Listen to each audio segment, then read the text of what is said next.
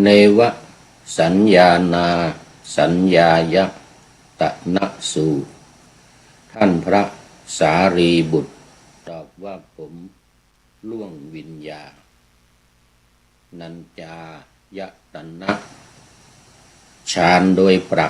การนานาเข้าเนวสัญญานาสัญญายตัญฌานอันเข้าถึงภาวะมีสัญญาความจำการก็มิใช่อย่างนั้นไม่มีก็มิใช่เลยขอถวายความนอบน้อมแด่พระรัตนตรัยมีพระพุทธเจ้าเป็นต้นขอถวายความเคารพพระมหาเถระพระเถรานุเถระเจ้าคณะพระสังฆาธิการทั่วโลกมีพระเดชพระคุณพระธรรมเสนาบดีเจ้าคณะภาค7วัดพระธาตุดอยสุเทพเป็นต้นและขออำนวยพรแด่ท่านผู้ฟังท่านผู้ชมสาธุชนพุทธบริษัททั้งหลายวันนี้รายการพระไตรปิฎกลอยฟ้าก็ลอยมาจากวัดโพธิศูนย์ปฏิบัติธรรมวัดพระธาตุดอยสุเทพอาร์เกนาเมืองทานลินประเทศเอสโตเนียสำหรับวันนี้บรรยากาศแจ่มใสท้องฟ้าแจ่มใสแสงแดดจ้าตามปกติตรงที่นั่งนี่เคยจัดรายการมีแสงแดดเข้ามาแต่ว่าตอนนี้แดดลมตกผ่านไปละ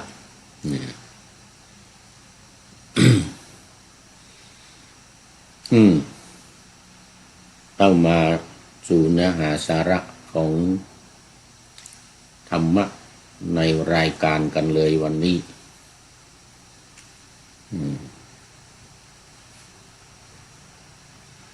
เป็นยังอยู่ในสูตรเดิมสูตรเดิมคือหมายถึงว่าอยู่ในสูตรที่ว่าด้วยฌานเพียงแต่เปลี่ยนหัวข้อตั้งแต่ฌานที่1มาจนถึงฌานสุดท้ายในวันนี้เป็นฌานสุดท้ายคือฌานที่8ฌานที่1ก็ตั้งแต่ปฐมฌานฌานที่2ทุติยฌานฌานที่3ตติยฌานก็ว่าเรื่อยมาวันนี้สุดท้ายคือฌานที่8เนวสัญญานาสัญญายตนะที่แปลว่ามีสัญญาก็ไม่ใช่ไม่มีสัญญาก็ไม่ใช่สัญญาแปลว่าความจำดังที่ได้พูดอธิบายไปเล็กน้อยในช่วงแรกที่ว่าเข้ามาสู่ช่วงสุดท้ายใกล้จะดับการเข้าฌานนี่มันจะมีหลังจากฌานที่8ไปแล้วนี่มันจะเป็นการเข้าแบบดับไปเลยเขาเรียกว่านิโรธสมาบัติแต่ตอนนี้มันใกล้จะดับจะเงียบจะสงบนี่เรียกว่าถ้าเป็นมวยนี่นะก็เป็นแบบ ยังไม่ยังไม่ถึงกับน็อกไม่ถึงกับหลับนะแต่ว่าสลึมสลือไปอย่างเงี้ย มันสลึมสลือไปมีความจำก็ไม่ใช่ไม่จำก็ไม่ใช่มีสัญญาก็ไม่ใช่ไม่มีสัญญาก็ไม่ใช่มันเป็นกลางกลางคือไม่กำหนดไม่ยึดไม่ถือไม่ยึดมั่นถือมั่นอะไรปล่อยเป็นในกลางกลางเห็นอยู่ได้ยินอยู่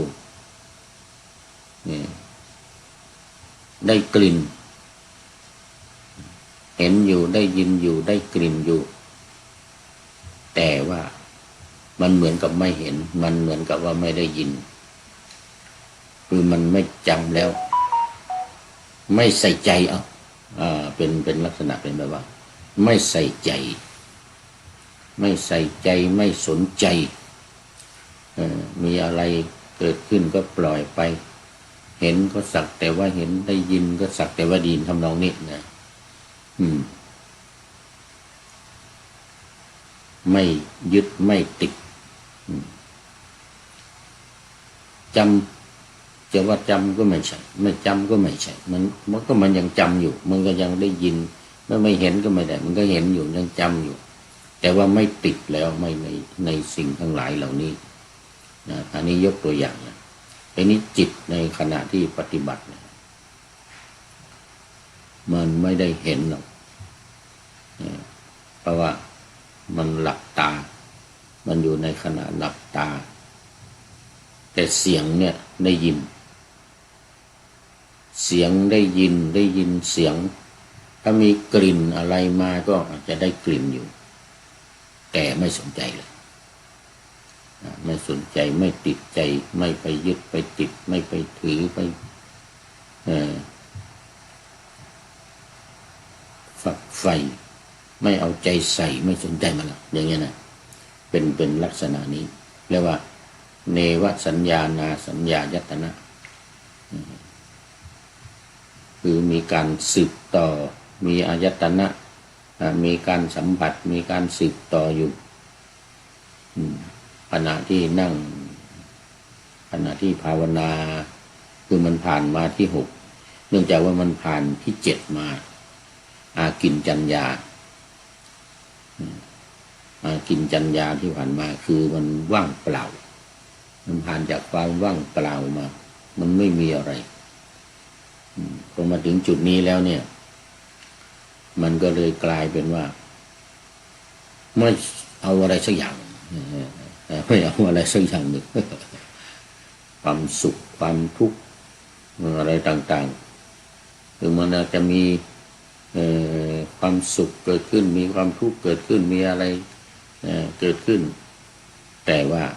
ไม่สนใจไม่ติดใจไม่เอาใจใส่ไม่ฝักใฝ่ในสิ่งทั้งหลายที่เกิดขึ้นที่ว่านานาต่างๆทั้งปวงโดยประการทั้งปวงวิญญาณัญจายตนะฌานโดยประการทั้งปวงคือล่วงพ้นจาก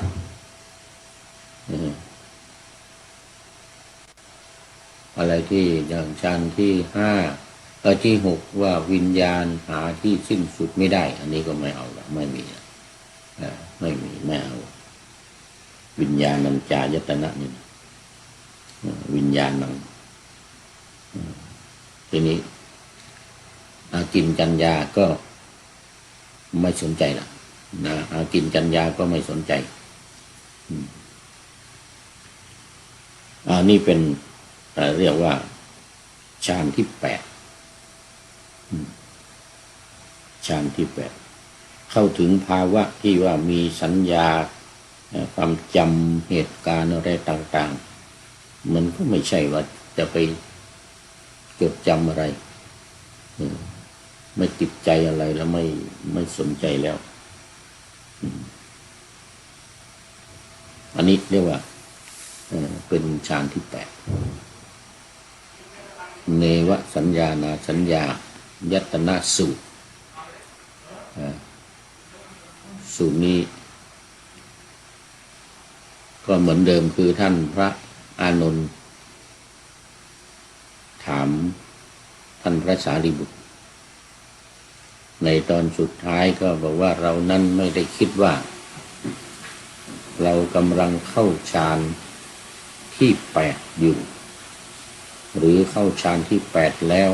หรือว่ากำลังออกจากฌานเนี่ยเพราะว่าท่านพระสารีบุตรเป็นผู้ที่ไม่มีอหังการมมังการไม่มีมานานุสัย3อย่างตั้งแต่ต้นคือไม่ถือไม่ยึดไม่ถือว่าเป็นเราอหังการเนี่ยนะมมังการก็ของเราก็ไม่ใช่ไม่มีของเราไม่มีเราไม่มีของเราไม่มีอัตตาของเรา ตอนนี้ขอต้อนรับโอ้โยมกิตติพงษ์มณีชัยสาธุครับนะโอ้กลับไปบ้านแล้วมั้งนี่4 ทุ่มแล้วหรือว่ายังอยู่บนดอยอยู่น่าจะกลับไปบ้านกลับลงไปบ้านแล้วโอ้สบายดีนะนี่นานแล้วนี่ไม่เห็นเข้ามานี่นานแล้วไม่เห็นเข้ามาในรายการแต่ก็คงสบายดีฝนตกหรือยังเนี่ยบนดอยสุเทพ แต่มีรายงานมาจาก FC ตัวจริงว่าน้ำท่วมหลายจุดในตัวเมืองเนี่ยน้ำท่วมหลายจุดโมทนา ดึกแล้วเนี่ยเข้าหลับเข้านอนได้แล้ว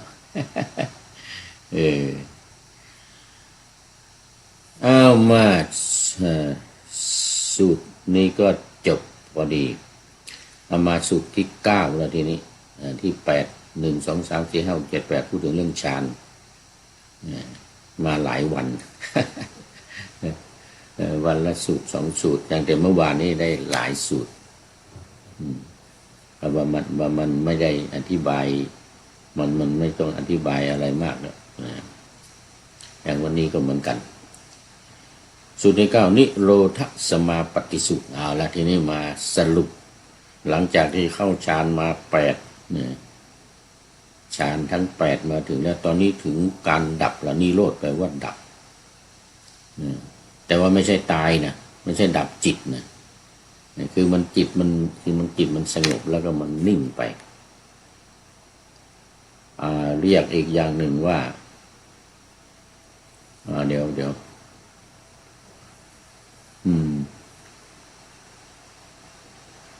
ลืมไปละ ว่าด้วยนิโรธสมาบัตินี่นะ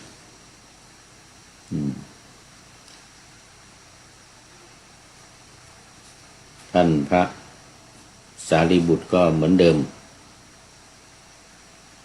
นี่หลังจากบิณฑบาตเรียบร้อยแล้วก็กลับมาฉันภัตตาหารเรียบร้อยแล้วก็ไปป่าอันธวันเหมือนเดิมก็ไปพักผ่อนเข้าฌานอยู่ในป่าอันธวันนั่นนะเข้านี่เนี่ยฌานที่1ถึงฌานที่8ถึงนิโรธสมาบัตินี่นะก็กลับมาท่านพระตอนเย็นท่านพระอานนท์ก็ได้เห็นแล้วก็ถามเห็นกิริยาการยิ้มย่องผ่องใสก็ถามเหมือนเดิมอยู่ด้วยทำอะไรเนาะวันนี้ดูท่าทางยิ้มย่องผ่องใสหน้าตาของท่านยิ้มย่องผ่องใสเหลือเกินสีหน้าบริสุทธิ์เลยนะท่านพระสารีบุตรก็ตอบว่าท่านผู้มีอายุวันนี้ผมล่วงเนวสัญญานาสัญญายตนะฌานคือฌานที่8เนี่ยที่ว่าเมื่อกี้เนี่ยนะผมล่วงเนวสัญญานาสัญญายตนะฌานโดยประการทั้งปวงเข้าสัญญาเวทยิตนิโรธนะ สัญญาเวทยิตานิโรธสมาบัติที่ดับสัญญาและเวทนาคือความจำและความรู้สึกมันดับไปไม่มีไม่มีเวทนาไม่มีสัญญานะแต่เมื่อกี้นี่ยังมีอยู่นะฌานที่8นี่ยังมีอยู่แต่ว่ามันเป็นแบบไม่สนใจไม่ติดใจไม่ยึดไม่ถือไม่กำหนดแต่ตอนนี้ดับเลยเวทนาก็ไม่มีสัญญาความจำอะไรทั้งหลายไม่มีหมดดับหมดอันนี้เรียกว่านิโรธสมาบัตินี่ผมนั้นไม่ได้คิดว่าเข้าสัญญาเวทยิตานิโรธอยู่หรือเข้าสัญญาเวทยิตานิโรธแล้วหรือออกจากสัญญาเวทยิตานิโรธแล้วอันนี้ก็เหมือนเดิมนะอันที่จริงท่านพระสารีบุตรถอนอหังการมมังการและมานานุสัยออกได้นานแล้วฉะนั้นท่านจึงไม่คิดว่าเราเข้าฌานหรือออกฌานหรืออยู่ในฌานสัญญาเวทยิตานิโรธสูตรที่9นี้ก็จบเปลี่ยนความหมายจากที่ว่ามีความสุขบ้างมีวิญญาณบ้างวิญญาณหาที่สุดไม่ได้บ้างหรืออากาศช่องว่างทั้งหลายหาที่สิ้นสุดไม่ได้บ้างเหล่านี้นะดับหมดดับหมดแม้กระทั่งว่าความไม่มีอากิญจัญญาฌานที่7และเนวสัญญานาสัญญาฌานที่8ก็หมดเรียกว่าดับเราจะเห็นประวัติของพระเถระบางรูปที่ว่าเข้าฌานอยู่ถึง1 เดือนนั่งอยู่อย่างนั้นถึง1 เดือนหรือ7 วัน7 วันแล้วออกจากฌานแล้วไปบิณฑบาตดูว่าจะโปรดใครเนาะวันนี้อย่างนี้นะหรือบางที1 เดือนไม่ทำอะไรเพราะมันดับนี่แหละเพราะว่าสัญญาเวทยิตานิโรธนี่แหละคือความจำดับเวทนาก็ดับด้วยจึงเรียกว่าจึงสามารถอยู่ได้อย่างมีรูปหนึ่งที่ถู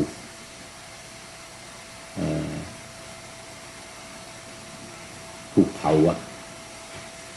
ถูกเผาตามประวัติของนางวิสาขาเดี๋ยวนางสามาวดี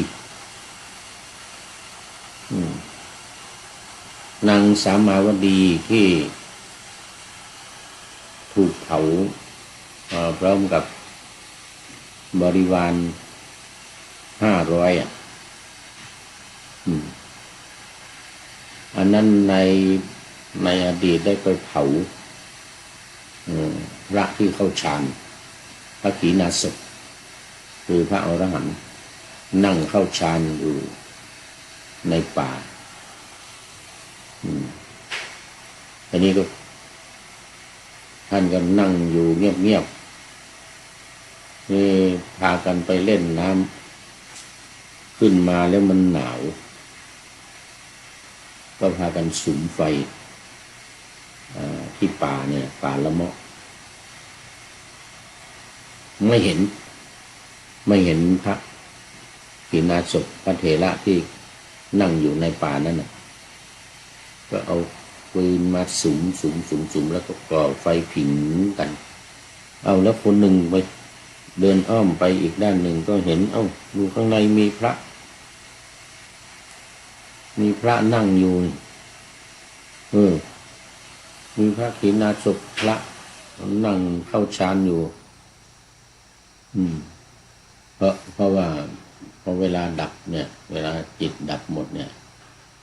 มันแต่ยังหายใจอยู่แต่ว่ามันก็เหมือนกับตายไม่รู้สึกตัวอะไรก็เวทนาก็ไม่มีสัญญาความจำก็ไม่มีอย่างเงี้ยโอ้ตกใจนางสามาวดีนะตอนนั้นเป็นลูกสาวของเศรษฐีเป็นลูกสาวของพระราชาราชกุมารีพาบริวารไปเล่นน้ำแล้วมันหนาวขึ้นมามันหนาวมาสุมไฟก็เห็นปุ๊บโอ้ตกใจเลยไฟไหม้พระเถระแต่ว่ายังไม่ตายก็เลยพากันมาคิดว่ากลัวจะถูกโทษนะถ้าว่าปล่อยไว้พระเถระนี่ยังไม่ตายแล้วก็เวลาท่านออกจากสมาบัติมาแล้วเนี่ยก็ไปพูดให้คนนั้นคนนี้ฟังก็จะมีโทษอาจจะถูกโทษจากทางการบ้านเมืองก็ได้เลยพากันเผาต่อไปอะไรมาสุมเผาจนตายจนไหม้จนไหม้หมดแล้วก็ตายไปโดยไม่ให้ใครรู้แล้วก็ไม่บอกใครเพราะว่านี่ก็ไหม้ไปหมดแล้วกระดูกกระแดกอะไรเหลือไหม้ไปหมดแล้วอย่างเงี้ยเนื้อหนังมังสาอะไรต่างๆไหม้ไปหมดแล้วก็ไม่มีใครเห็นเหลือแต่กองไฟอยู่กองไฟนั้นก็หมดไปแล้วใครก็ไม่เห็นก็ไม่รู้ละว่ามีคนตายว่ามีพระตายอยู่ตรงนั้นก็หมดเรื่องกันไปทีนี้ก็ในชาตินั้นก็ไม่มีอะไรไม่มีปัญหาอะไรแต่พอตายไปแล้วเนี่ยก็ไปเกิดในนรกโอ้หลายชาติโอ้ขอต้อนรับคุณโยมสายสมรน้อมกราบสาธุสาธุสาธุจากอุตรดิตถ์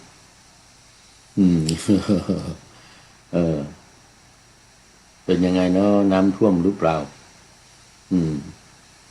ทางเชียงใหม่มีรายงานมาแล้วน้ำท่วมหลายจุดที่เชียงใหม่ฝนตกหยุดนะเห็นฝนตกหยุดหรือยังตกหยุดแล้วดึกแล้วนี่หรือว่าตกมาอีกต้องระมัดระวังน้ำหลากน้ำท่วมนะระมัดระวังตอนนี้เชียงใหม่เชียงรายทางภาคเหนือทางตอนบนอุตรดิตถ์นี่ก็ภาคเหนือเหมือนกันเป็นตอนล่างตอนบนโอ้เข้าจังหวัดน่านก่อนเมื่อวานนี้นะตอนกลางคืนเมื่อคืนที่ผ่านมาวันนี้ถึงเชียงใหม่ถึงเชียงรายถึงลำปางถึงหมดแล้วตอนนี้น้ำท่วมที่เชียงใหม่ทางเชียงรายทางเมืองน่านก็น่าจะท่วมเหมือนกันบางที่นะโมทนา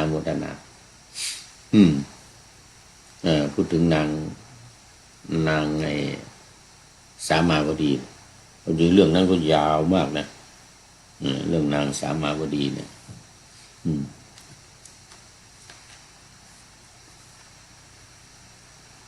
นางสามาวดีนั่นมันเรื่องในพระไตรปิฎกเหมือนกันแต่ว่างอนออกไปเขียนอยู่ในอรรถกถาธรรมบทอยู่ในอรรถกถาธรรมบทภาค 3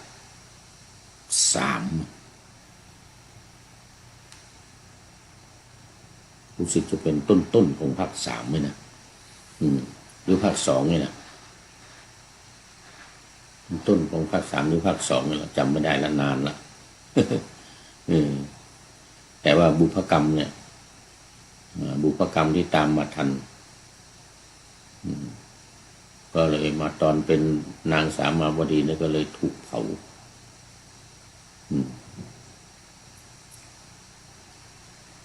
มาคันธิยะพ่อของนางมาคันธิยาพระมเหสีของพระราชาเหมือนกันแต่โกรธพระพุทธเจ้าตอนที่พ่อไปขอพระพุทธเจ้าแต่งงานพระพุทธเจ้าว่ามีแต่ขี้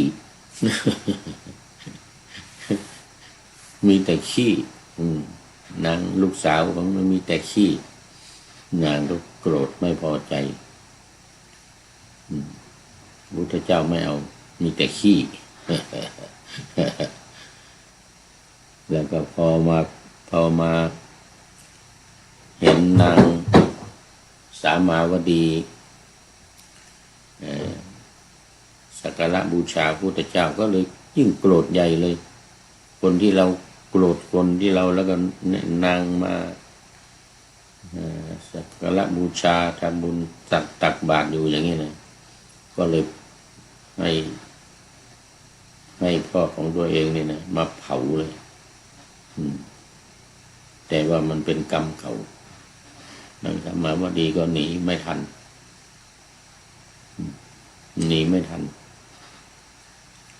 เพราะเศษกรรมเก่ายังเหลืออยู่ไปเผาพระปัจเจกพุทธเจ้าไม่ใช่เผาพระอรหันต์ที่กำลังเข้าฌานอยู่สมัยนั้นนี่แหละนิโรธสมาบัตินี่แหละเข้านิโรธสมาบัตินี่ไม่มีเวทนาไม่มีสัญญาไม่มีความจำไม่มีความรู้สึกไม่มีความจำไม่มีความรู้สึก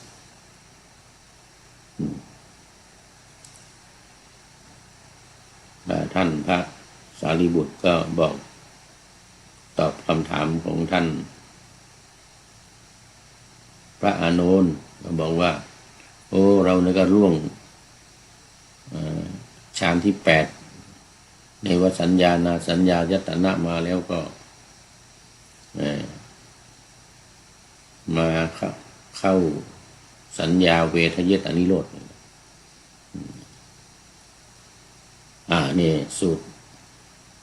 นิโรธสมาปฏิสูตรที่9นี่ก็จบสุดท้ายสุจิมุขีสูตรสูตรที่10สูตรสุดท้ายในวรรคนี้สุจิมุขีสูตรว่าด้วยสุจิมุขิปริภาชิกา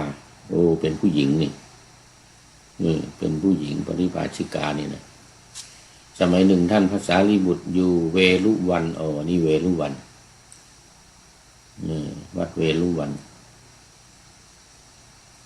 เขตกรุงราชคฤห์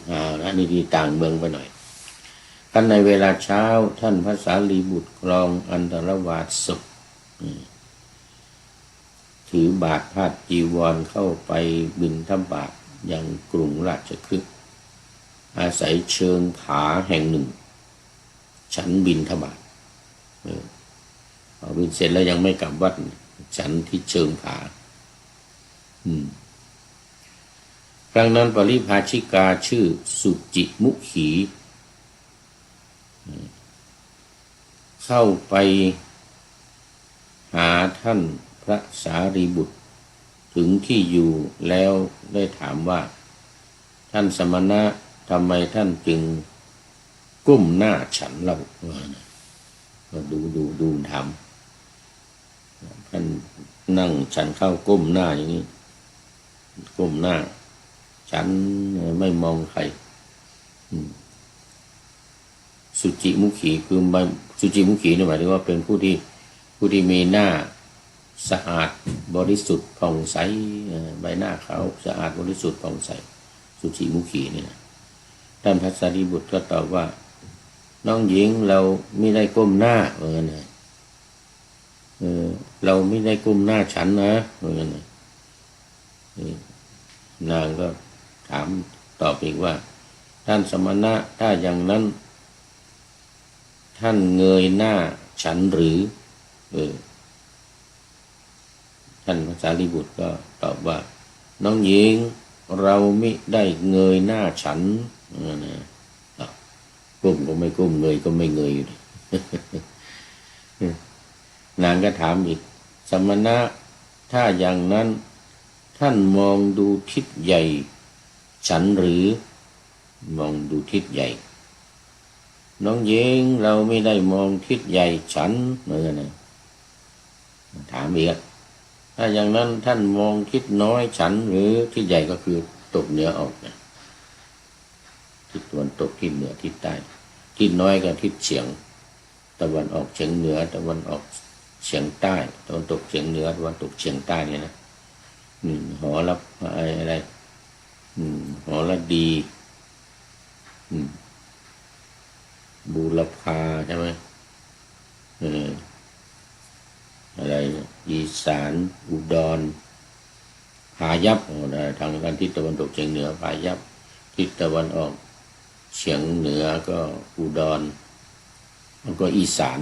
อีสานนะทิศตะวันตกเฉียงใต้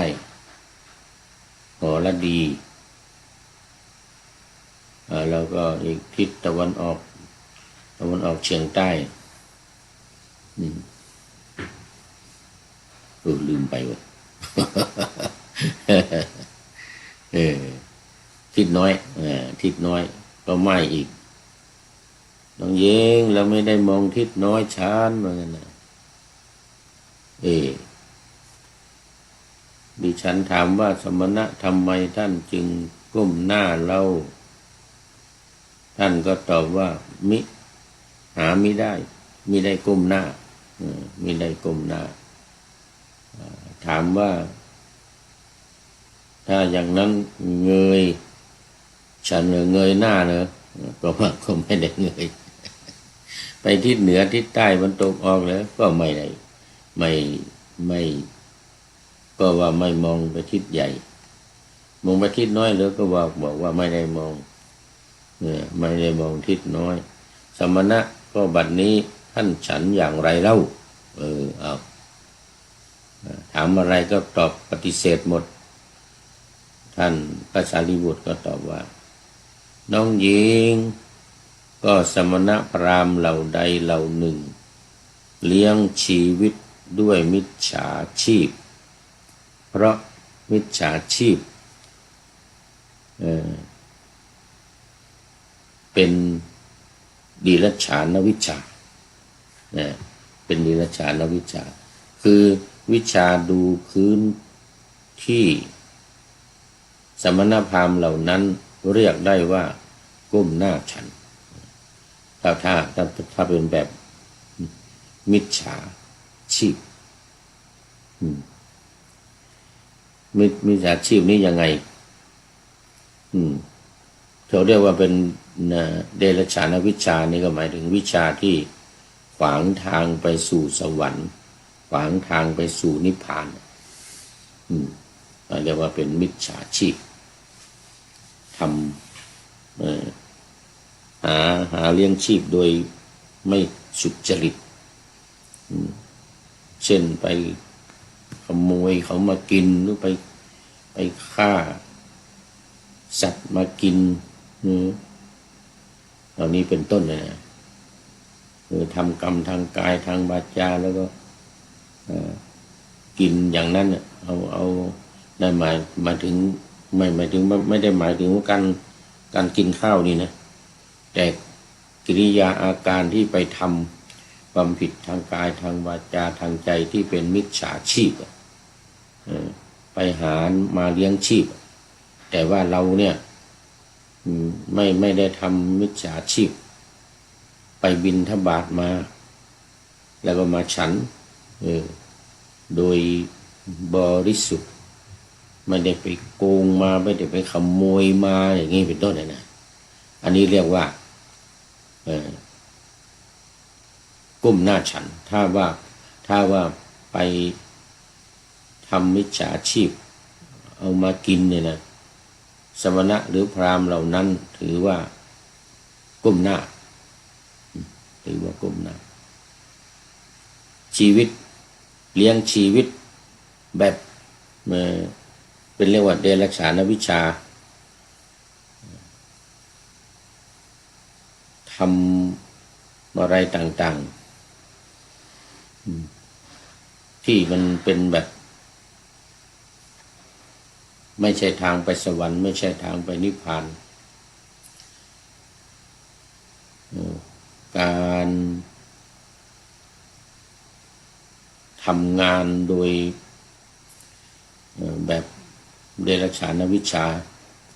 อย่างเช่นการดูหมออย่างเงี้ยนะหมอดูหมอหรือการทำเสน่ห์ยาแฝดเล่เพทุบายทั้งหลายทำสิ่งที่มันเป็นแบบไปทำพลีกรรมแบบไปบวงสรวงหรือไปอะไรต่างๆที่มันเป็นเดรัจฉานวิชาเนี่ยนี่เขาเรียกว่าได้เงินได้ทองหรือได้สิ่งตอบแทนมากินเนี่ยอันนี้เขาเรียกว่ากินแบบก้มหน้าคนที่ได้กินก้มหน้าคือเลี้ยงชีวิตด้วยมิจฉาชีพเหมือนทำเดรัจฉานวิชาทั้งหลายพื้นที่ไม่ได้เลี้ยงชีวิตด้วยมิจฉาชีพนะเพราะเดรัจฉานวิชาคือวิชาดูดาวดูฤกษ์นะไม่ได้เลี้ยงชีวิตด้วยมิจฉาชีพเพราะทำหน้าที่เป็นตัวแทนและเป็นผู้สื่อสารไม่ได้เลี้ยงชีวิตด้วยมิจฉาชีพเพราะเดรัจฉานวิชาคือวิชาดูอวัยวะในร่างกายแต่เราแสวงหา ภิกษาโดยชอบธรรมแล้วจึงมาฉันนะวิชาดูพื้นที่อะไรทั้งหลายหมายถึงวิชารู้เรื่องอันเป็นคุณเป็นโทษของธรรมและเรียน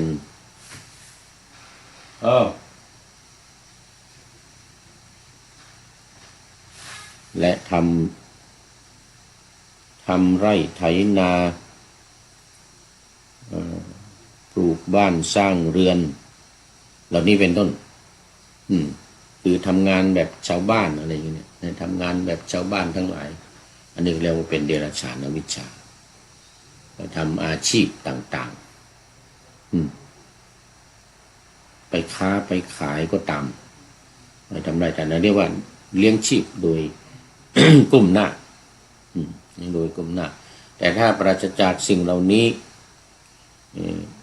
ปราศจากวิชาชีพทั้งหลายเหล่านี้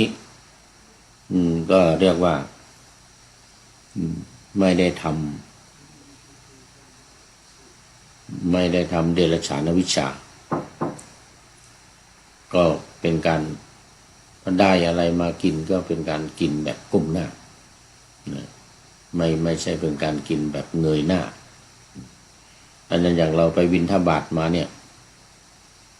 เราไปบิณฑบาตมาเราไม่ได้ไปโกงใครมากินบิณฑบาตด้วยลำแข้งของตัวเองคนใส่มาด้วยความบริสุทธิ์ใส่มาด้วยความบริสุทธิ์นี่ก็ถือว่าเราฉันไม่ได้มองไปทิศนั้นทิศนี้มันไม่ได้หมายถึงว่ากินไปด้วยมองไปด้วยอะไรอย่างนั้นไม่ใช่อันนั้นก็การกินโดยไม่สุจริต หามาโดยไม่สุจริตไอ้ตรงนี้เรียกว่ากินแบบก้มหน้ากินแบบไม่เงยไม่หรือว่ามันเงยหน้าก็ไม่ใช่มองไปทิศนั้นทิศนี้ก็ไม่ใช่อันนี้คือความหมาย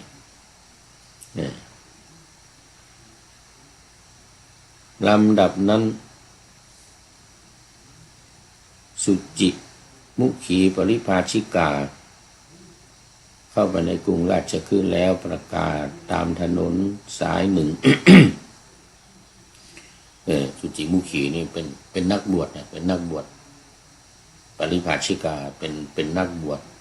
ของศาสนาพราหมณ์เป็นนักบวชของศาสนาพราหมณ์ประกาศตามถนนสายหนึ่งไปยังอีกถนนสายหนึ่งตามตรอกหนึ่งไปอีกตรอกหนึ่งว่าท่านสมณะสักยบุตรทั้งหลายฉันอาหารที่ได้มาโดยชอบธรรมไม่มีโทษขอเชิญท่านทั้งหลายถวายบิณฑบาตแก่สมณะสักยบุตรทั้งหลายเถิดเนี่ยนะพอได้เข้าใจการอธิบายเรื่องการฉันแบบไม่ก้มหน้าไม่เงยหน้าไม่มองไปทิศโน้นทิศนี้เป็นการฉันโดยของบริสุทธิ์เป็นบัตินางก็ไปประกาศตามที่ต่างๆให้พากันมาทำบุญใส่บาตรให้แก่สมณะสักยบุตรทั้งหลายเถิดนะ อันนี้สุจิมุขีสูตรที่10นี่ก็จบสารีบุตรสังยุตก็จบพอดีสูตรสุดท้ายของท่านสารีบุตรสังยุตที่เกี่ยวข้องกับท่านพระสารีบุตรในสังยุตนี้ก็มีอยู่ทั้งหมด10สูตรก็คือวิเวกชะสูตรอันนี้ว่าด้วยปฐมฌานวิตกกะสูตรว่าด้วยทุติยฌานคือไม่มีวิตกวิจารปิติสูตรนี่ก็ว่าด้วยตัตติยฌานอุเปกขาสูตรก็ว่าด้วยจตุตฌานอากาสานัญจายตนะสูตรก็ว่าด้วยสูตรที่5อากาศเป็นที่ไม่มีที่สิ้นสุดเป็นฌานที่5วิญญาณัญจายตนะสูตรที่6 ก็คือ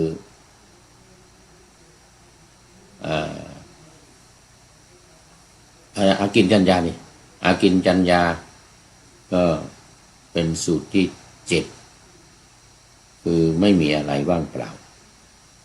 ในวัฏสัญญานาสัญญายตนะอันนี้ไม่มี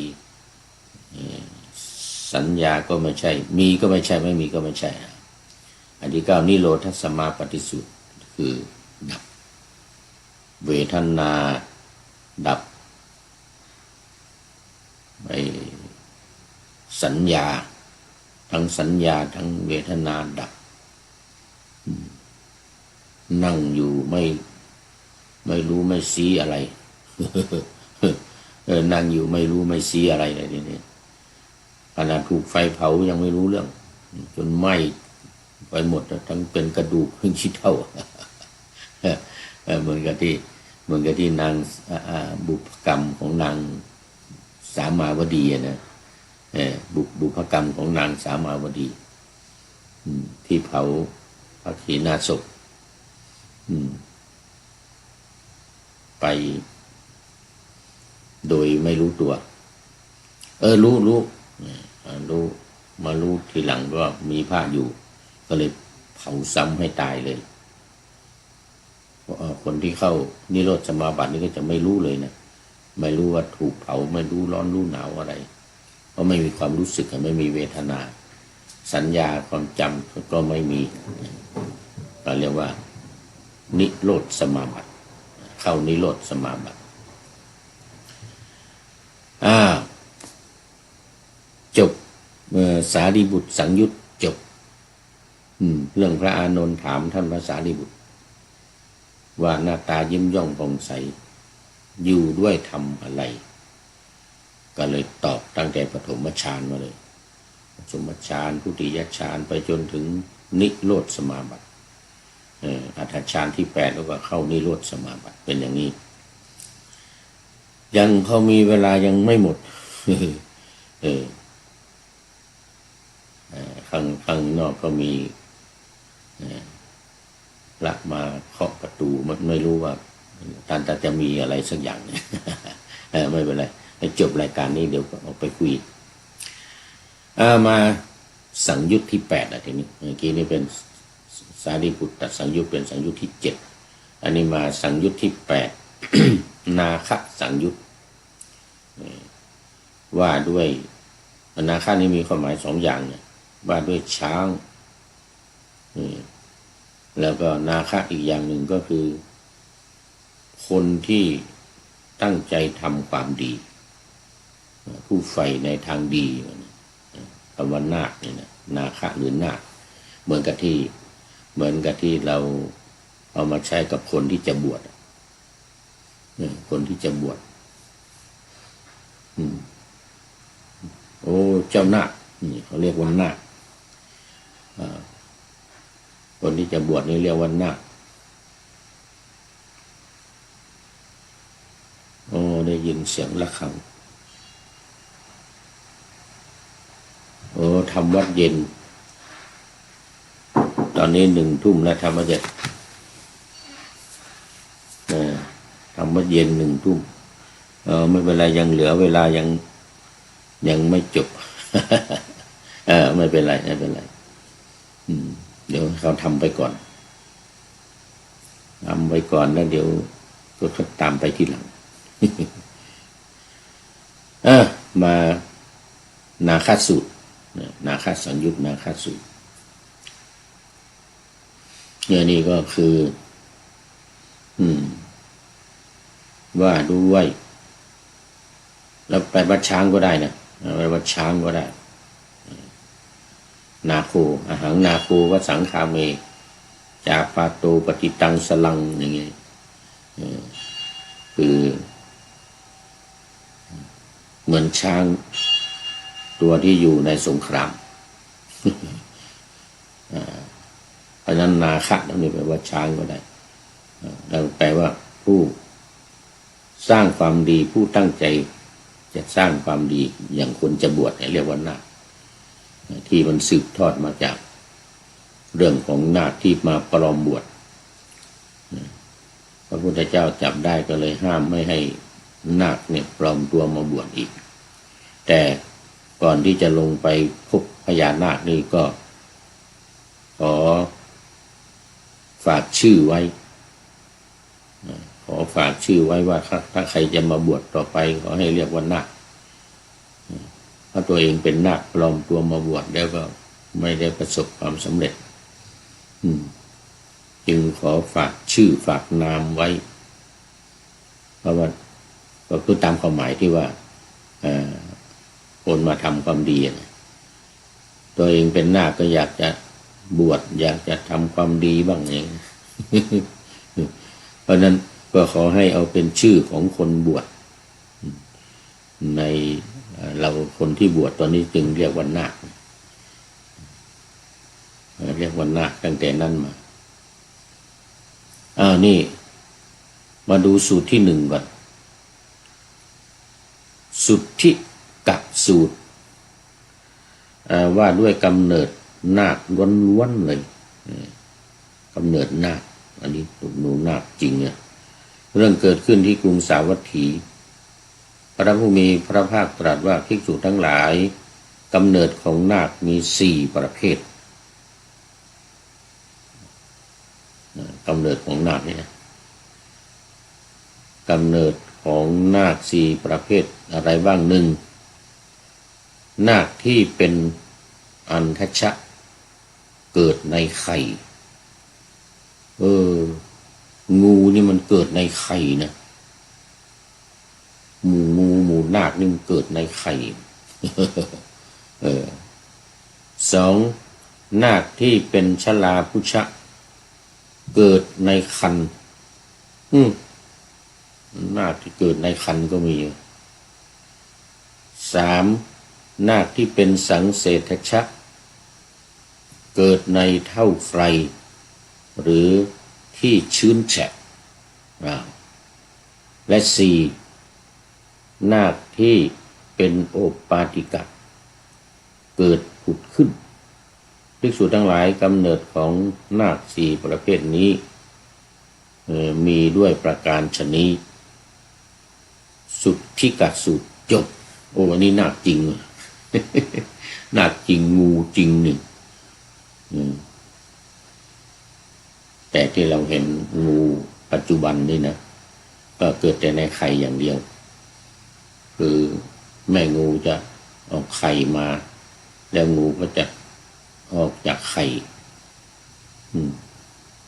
แล้วงูก็จะออกจากไข่มาเพราะนั้นก็ในที่นี้ว่านาคนี้เกิดได้ในที่ชื้นแฉะก็ได้เกิดในคันก็มี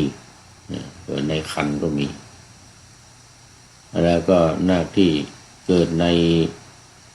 แบบโอปปาติกะคือปุ๊บปั๊บเกิดขึ้นมาเลยอย่างนี้อันนี้ก็มีเพราะนั้นนาคนี่มันจึงมีวิธีเกิดอยู่สี่ประเภทสี่อย่างด้วยกันเหมือนกับสัตว์ทั้งหลายบางประเภทที่เกิดในครรภ์อย่างคนเราเนี่ยคนเรานี่ไม่เกิดในไข่แต่ว่าเกิดในครรภ์ในมดลูกของมารดาเหมือนกับวัวควายหมูม้านี่แต่ว่านกไก่เป็ดงูอันนี้เกิดในไข่เกิดในไข่เต่าก็เกิดในไข่นะต้องมีเปลือกไข่ก่อนอันนี้เป็นสูตรที่หนึ่งเอาสูตรที่สองปณีตตรสูตรว่าด้วยกำเนิดนาคที่ประณีตกว่ากันเรื่องเกิดขึ้นที่กรุงสาวัตถีพระผู้มีพระภาคตรัสว่าภิกษุทั้งหลายกำเนิดของนาค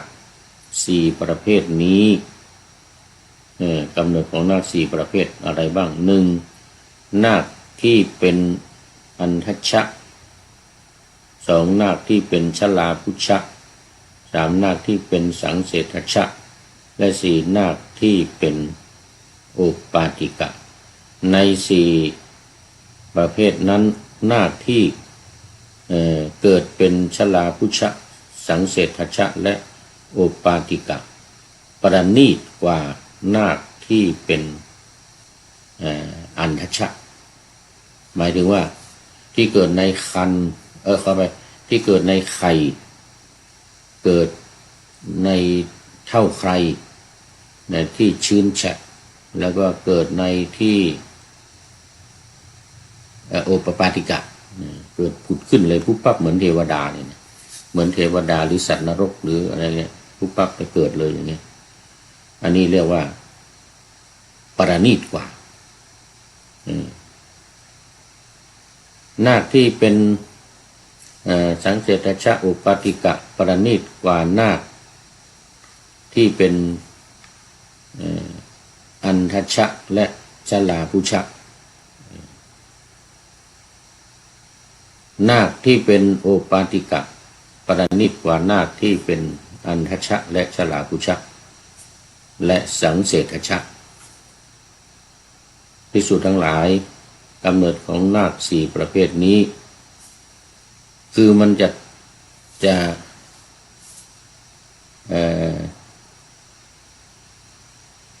ประณีตกว่ากันนะมันจะประณีตกว่ากัน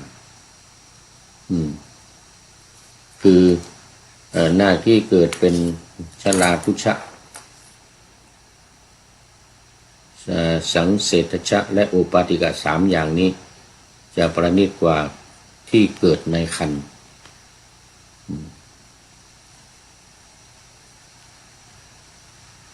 เดี๋ยวเกิดในไข่เกิดในไข่อันทัชชะนี่เกิดในไข่อันนั้นความประณีตกว่ากันเนี่ยความประณีตกว่ากันเนี่ย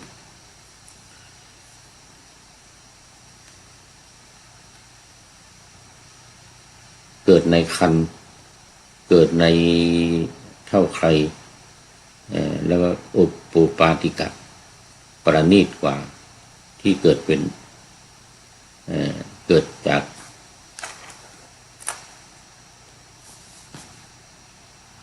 ไข่ที่เกิดจากไข่จากอันทชะทีนี้ต่อมาที่เป็นสังเสทชะโอปาติกะแล้วก็อันทชะนี่เกิดในไข่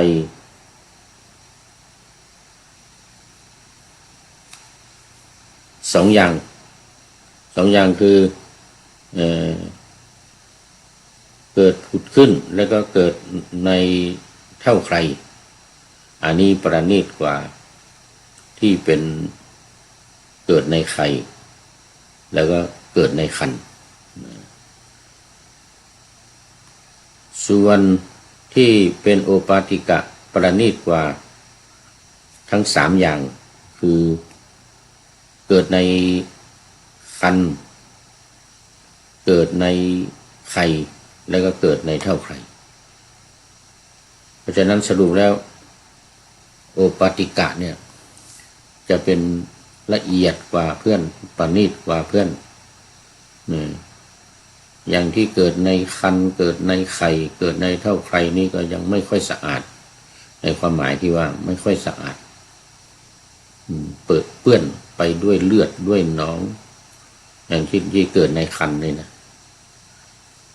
เกิดในไข่ก็มียางอยู่เหมือนกันไม่สะอาดไม่ประณีตยิ่งเกิดในที่ชื้นแฉะเกิดในเท่าใครอะไรเนี่ยก็ยิ่งไม่สะอาดต้องเหม็นอีกต่างหากแต่โอปาติกะนี่ละเอียดกว่าเพื่อนประณีตกว่าเพื่อนเพราะอะไรเพราะว่าปุ๊บปั๊บเกิดขึ้นเลยไม่เปื้อนไม่มีเลือดน้ำหนองไม่มีเลือดไม่มียางไม่มีใครอะไรไม่มีน้ำอะไรชื้นแฉะอะไรปุ๊บปั๊บเกิดขึ้นมาเป็นเทวดาเลยเกิดขึ้นมาเป็นอย่างนั้นสัตว์นรกก็ประณีตกว่าเลยเกิดปุ๊บปั๊บเหมือนกันพูดขึ้นเหมือนกันมันไม่เปื้อนเนี่ยไม่เปื้อนด้วยเลือดด้วยน้ำด้วยยางด้วยอะไรต่างๆไม่เหมือนในครรภ์ในไข่แล้วก็ในที่ชื้นแฉะในเท่าไข่สูตรที่สองนี่ก็จบสูตรที่สองนี่จบเวลาหมดพอดี เวลาหมดพอดีตอนนี้ก็ไว้แค่นี้ก่อน วันนี้บุญโยมสายสมรเข้ามาเป็นด้านสุดท้ายโมทนาเป็นอย่างยิ่งขอนำพระไตรปิฎกลอยฟ้าไปจากผู้ฟังทั้งหลายในโลกล่าวันต่อไปจะได้จรย้อนกลับมาสู่สถานีใหม่ให้ท่านฟังอย่าลืมเปิดวิทยุหรือเครื่องรับโทรศัพท์โมบายคอมพิวเตอร์ผังYouTube เฟซเพจไลน์ให้ดังๆเพื่อชมฟังรายการวันต่อไปขอทุกท่านมีความสุขทุกคืนวันนำธรรมะประกอบการงานทั้งหลายเช่นขยันทำงานทางวาจากายใจขวนขวายกิจการงานนานาบำเพ็ญสาธารณประโยชน์เว้นสิ่งที่มีโทษโหดเยี่ยงสาประกอบแต่กรรมดีมีราคาแสวงหาเงินทองครองใจคนเสียสละพละทรัพย์นับมากน้อยไม่ให้ล้านก็ให้ร้อยไม่ด้อยผลเอื้อคนรวยช่วยคนยากฝากคนจนให้ทุกคนเท่ากันมาตรฐานเดียวขอเจริญ